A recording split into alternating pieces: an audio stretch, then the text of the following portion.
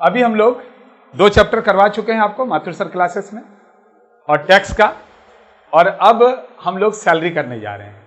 अगर आप क्लास बराबर आए हैं तो अभी तक हाउस फोर्डी मैंने करवाया और मैंने कमिटमेंट किया था ओरली करवाएंगे, और शायद करवा सके या नहीं करवा सके, करवा सके, ठीक है। दूसरा, रेसिडेंशियल स्टेटस, जहां डेज काउंट करना है, क्या करना है, डेज काउंट करना है, ठीक है। और टैक्स लायबिलिटी, क्या किए थे हम लोग, टैक्स लायबिलिटी, उसमें भी क्या हुआ था, बोलिए, वो भी आप कर चुके थे, कोई दिक्कत।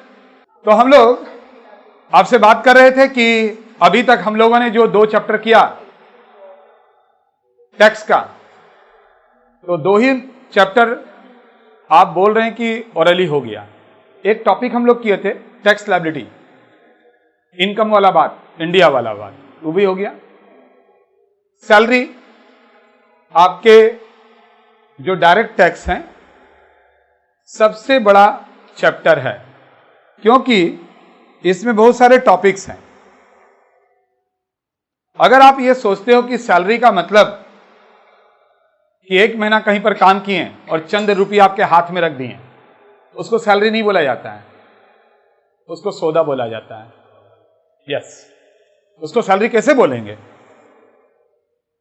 वो आपके मजबूरी का सौदा किया, एंड आप इसलिए मजबूर हैं क्योंकि आपने पढ़ाई बढ़िया से नहीं किया।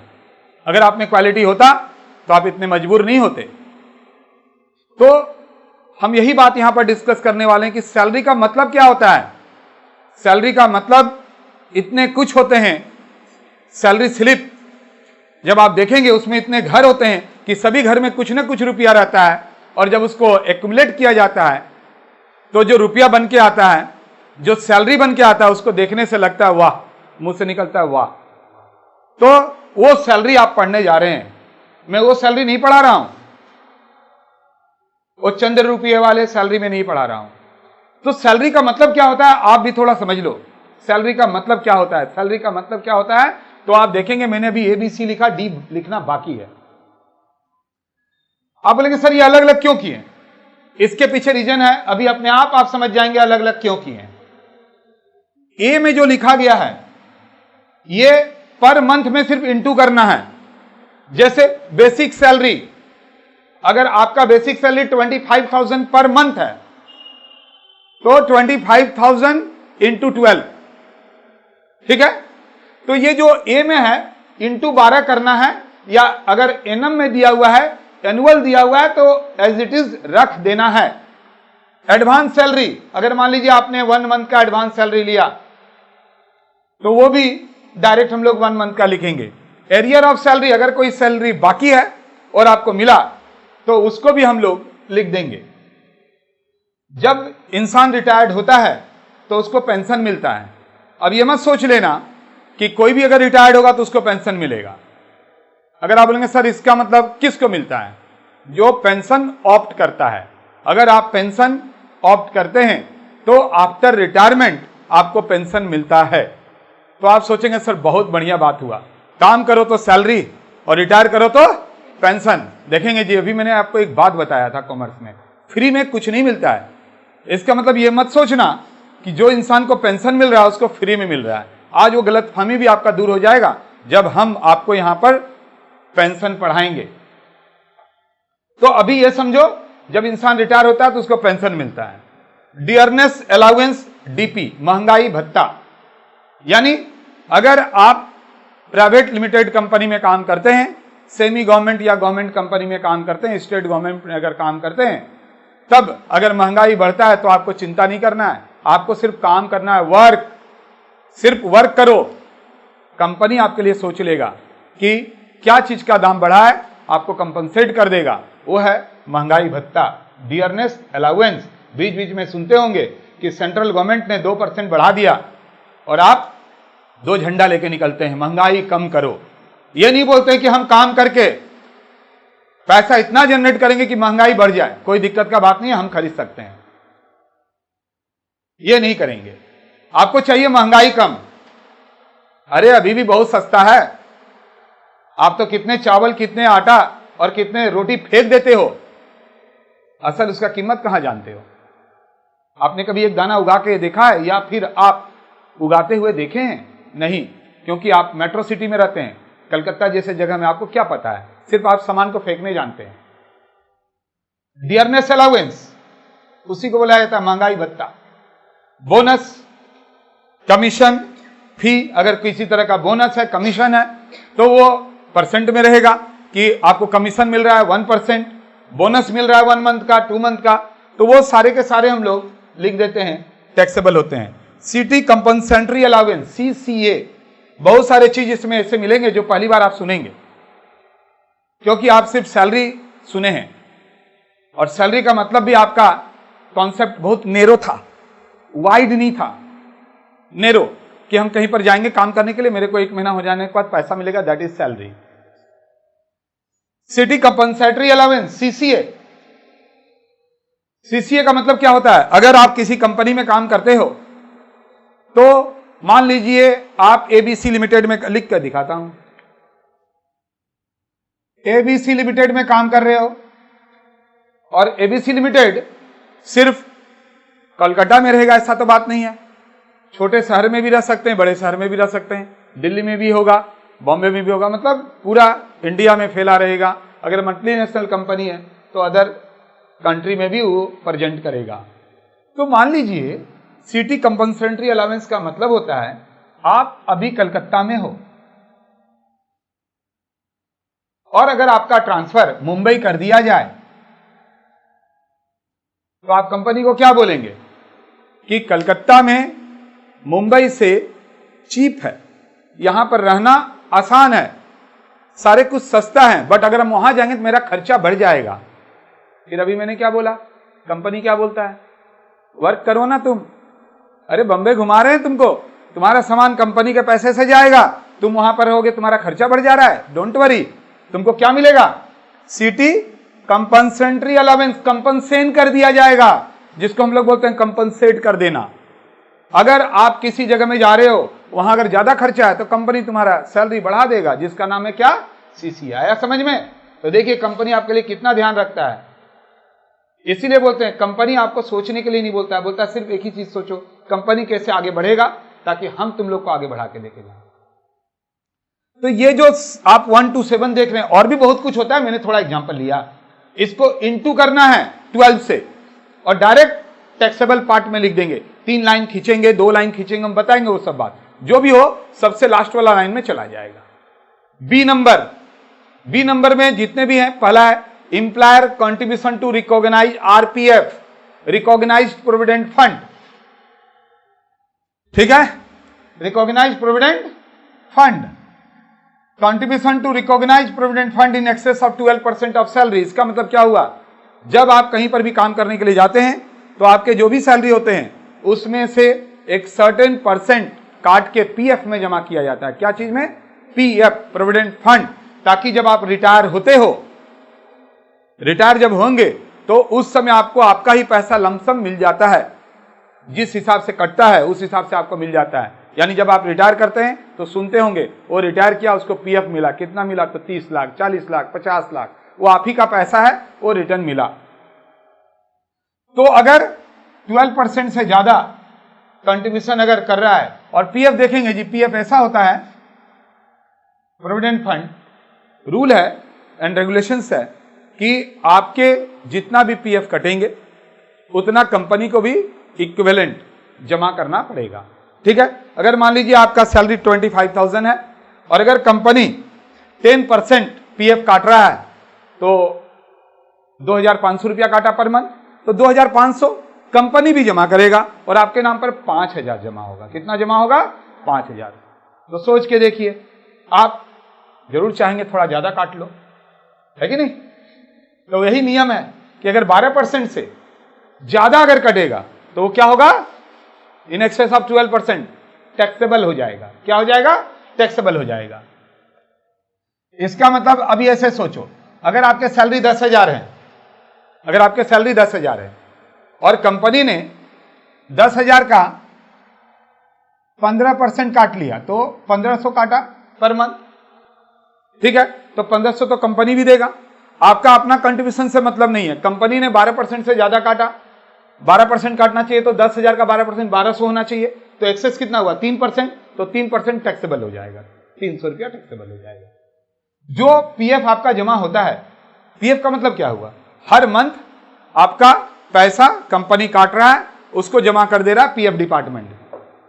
पीएफ डिपार्टमेंट उस रुपये को कहीं पर भी जमा करे, इन्वेस्ट करे, उससे अपने को मतलब नहीं, उसके ऊपर इंटरेस्ट मिलता है। जैसे अगर बैंक में आप रेकरिंग डिपॉजिट करते हैं, हर एक महीना रुपया जमा करते हैं, तो उसमें आपको क्या मिलता है, इंटरेस्ट मिलता है। और जब मैच्योरिटी डेट आता है तो इंटरेस्ट के साथ जो आप एक्यूमुलेट करते हैं हर एक महीना, आरडी रेकरिंग डिपॉजिट, बैंक में जो आप महीना महीना करते हैं, हर एक महीना एक सर्टेन अमाउंट आप जमा करते हैं, उसके ऊपर इंटरेस्ट मिलते मिलते जब आपका मैच्योरिटी होता है तो आपने जो जमा किया 100 प्लस उसके ऊपर इंटरेस्ट आपको वापस मिलता है।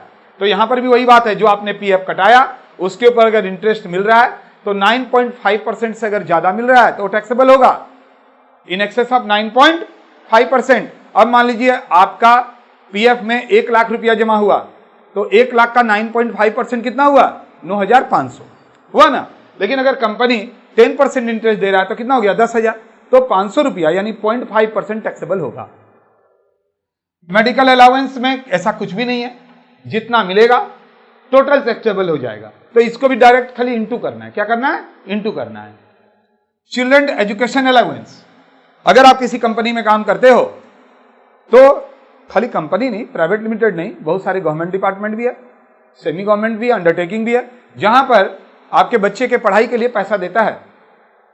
यानी आप अपने बच्चे को बढ़िया से बढ़िया जगह में पढ़ाइए, पैसा के लिए आप टेंशन मत लीजिए, हम है ना। तो फिर क्या होता है, कंपनी आपको पैसा दिया, गवर्नमेंट बोलता है कि अगर कंपनी पैसा नहीं देता तो आपको खुद खर्चा करना पड़ता।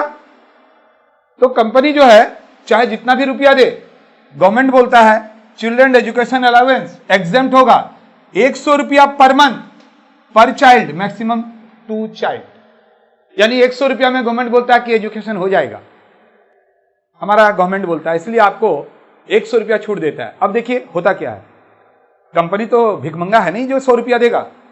मान लीजिए आपके एक बच्चे हैं, ठीक है, मान लो, तो फिर 1,000 रुपया अगर करके मिला तो 12 महीने का कितना मिला, तो 12,000 रुपया कंपनी ने आपको चिल्ड्रन एजुकेशन अलाउंस दिया।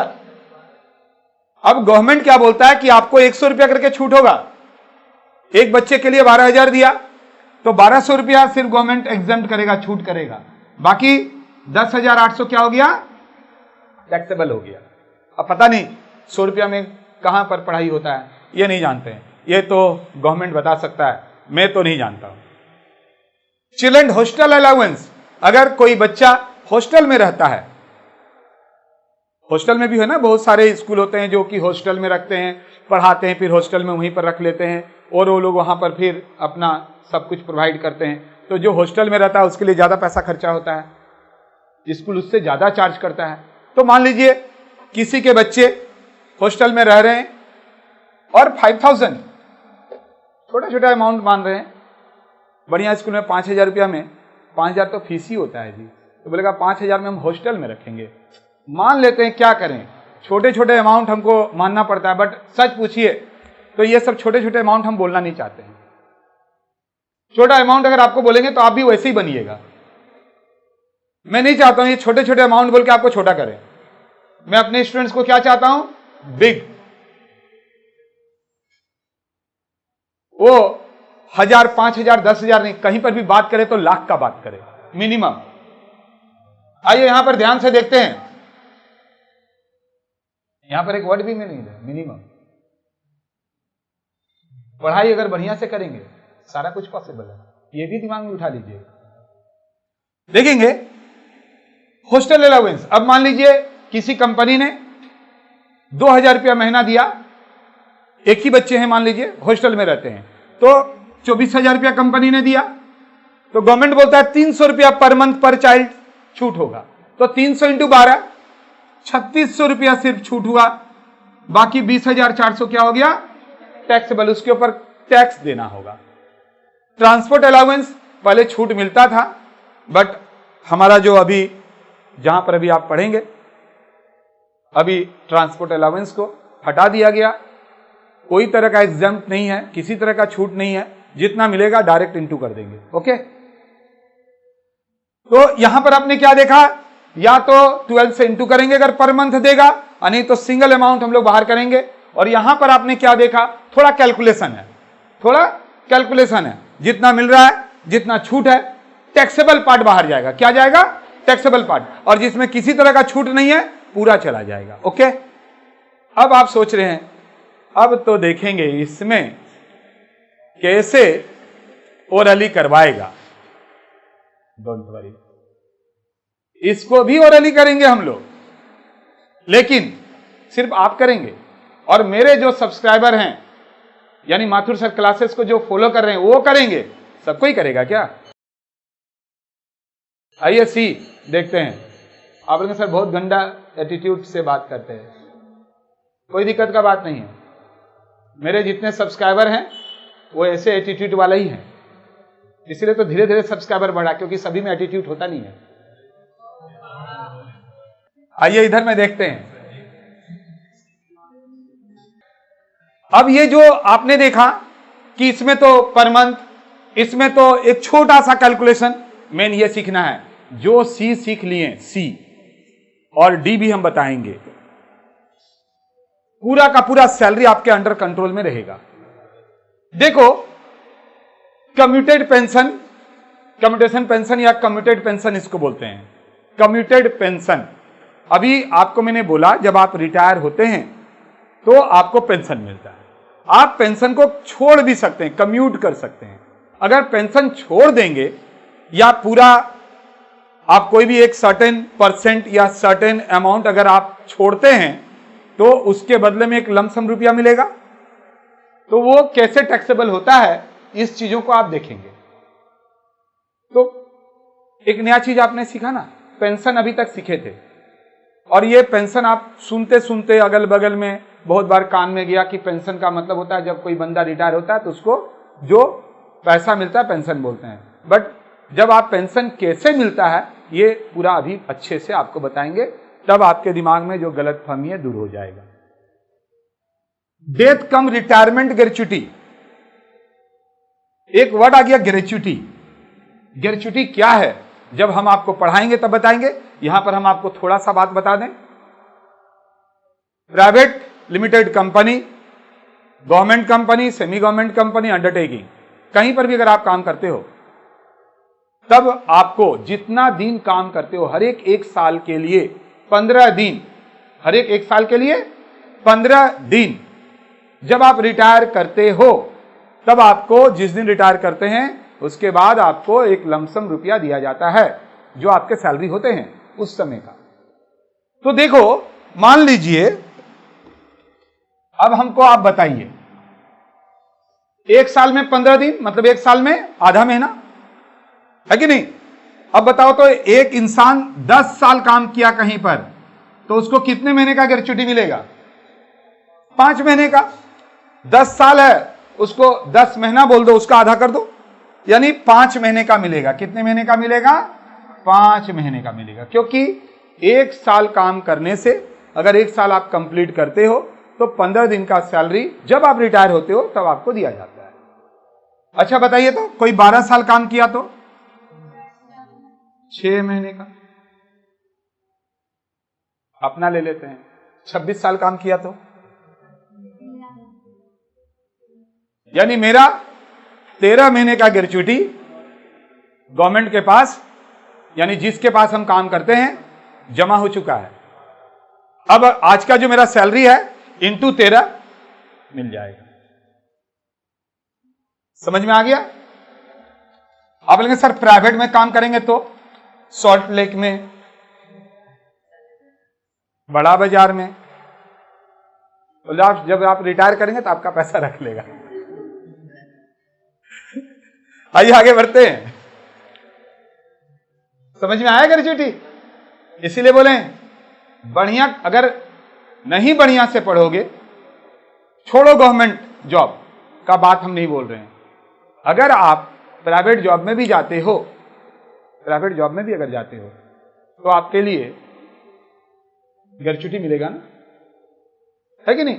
प्राइवेट लिमिटेड में जाएंगे तो हाउस रेंट अलाउंस, इसका भी हम लोगों को कैलकुलेशन करना पड़ेगा। हाउस रेंट अलाउंस यानी कंपनी क्या बोलती है कि अगर आप कहीं पर काम करते हो तो अगर आपको कहीं ना कहीं रहते हैं, आप अपने घर में रहते हैं, भाड़ा में रहते हैं, तो कंपनी क्या बोलता है कि अगर आप भाड़ा में रहते हो तो उसके लिए आपको क्या मिलेगा, रेंट मिलेगा। तो उसका कैलकुलेशन कैसे होगा आप सीखेंगे। इंटरटेनमेंट अलाउंस, इसका भी कैलकुलेशन हम सिखाएंगे। तो ये सारे चीजों को जिस समय बताएंगे उस समय हम आपको दिखाएंगे कि कैसे कैलकुलेशन होता है। ABC, अब थोड़ा D कर लीजिए।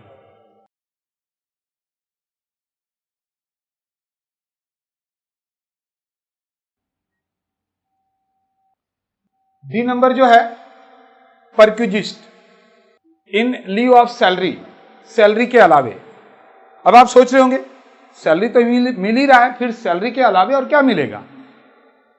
तो देखेंगे जी, इसी को बेनिफिट बोला जाता है। क्या बोला जाता है, बेनिफिट।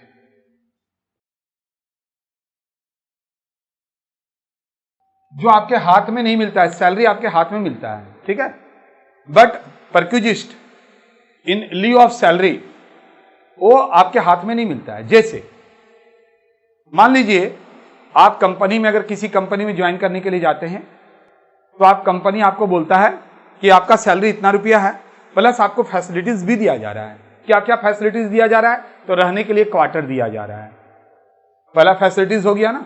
बट गवर्नमेंट बोलता है कि जो क्वार्टर आपको दिया जा रहा है रहने के लिए, अगर कंपनी नहीं देता तो आप अपना खर्च करते कि नहीं, तो उसका एक कैलकुलेशन करके टैक्सेबल होता है, वो हम बाद में सिखाएंगे। यानी इसका भी एक कैलकुलेशन है। कंपनी बोलता है सैलरी के अलावे आपको एक कार देंगे, ड्राइवर देंगे जो आपको आपके क्वार्टर से लाके यहां पर रहेगा, फिर आपको ले जाएगा। तो वो क्या हुआ, फैसिलिटीज हुआ कि नहीं। Any amount paid by employer, company आपके बिहाफ में पेड करता है, स्टाफ के बिहाफ में कोई भी रुपया। जैसे गैस का बिल आप कंपनी में जमा कर दिए, इलेक्ट्रिसिटी का बिल घर में आया, कंपनी पेड कर दिया, पेपर बिल कंपनी दे दिया, क्लब का बिल। आप बोलेंगे सर ऐसा होता है क्या, देखेंगे जी बहुत कुछ देता है कंपनी, आपको बाद में बोलना पड़ता है कि मैं नहीं लूंगा। क्या नहीं देता है कंपनी, हम लोग यूं ही कंपनी को बदनाम करते हैं। अगर आप बढ़िया से पढ़ाई करेंगे और मान लीजिए आप अच्छे कंपनी में चले जाएंगे, तब आपको पता चलेगा कि कंपनी सब कुछ देना चाहेगा, लेकिन आप टैक्स का जब कैलकुलेशन करेंगे तो आप बहुत कुछ बोलेंगे कि हम ये बेनिफिट नहीं लेंगे, कोई दिक्कत का बात नहीं है। काफी बेनिफिट आप लेने से मना कर देंगे। तो देखो ये सारे कैश में आपको नहीं मिलते हैं। जैसे मान लीजिए गैस का बिल, इलेक्ट्रिक का बिल, इलेक्ट्रिक कंपनी को दे दिया जाएगा, गैस कंपनी को दे दिया जाएगा, है ना। इंश्योरेंस प्रीमियम आपका जमा कर दिया कंपनी, तो वही हुआ any amount paid by employer on behalf of the employee, employee के बदले में, यानी आपके बदले में कंपनी जो कुछ पेड करता है वो परक्यूजिस्ट कहलाता है, यानी in lieu of salary benefits. Okay, अब मैंने शॉर्ट में आपको बता दूं कि सैलरी का मतलब आप समझ चुके हैं। एक एक करके हम लोग समझेंगे। ये कमिटेड पेंशन और ग्रेच्युटी अलग से आता है। कहां से आता है, अलग से आएगा शॉर्ट क्वेश्चंस में, यानी सैलरी से आपका 3 क्वेश्चंस रहेगा, यानी टोटल आप 20 मार्क्स यहीं से उठा सकते हैं। देखिए ना कितना मार्क्स है, देखिए सैलरी और हाउस बॉडी मिला के 30 मार्क्स है। कितना मार्क्स है, 30 मार्क्स, 30 मार्क्स, ठीक है।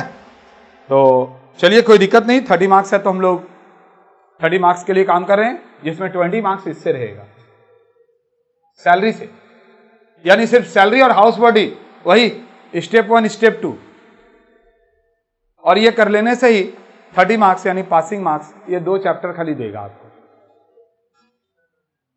ये अलग से आएगा एक क्वेश्चंस,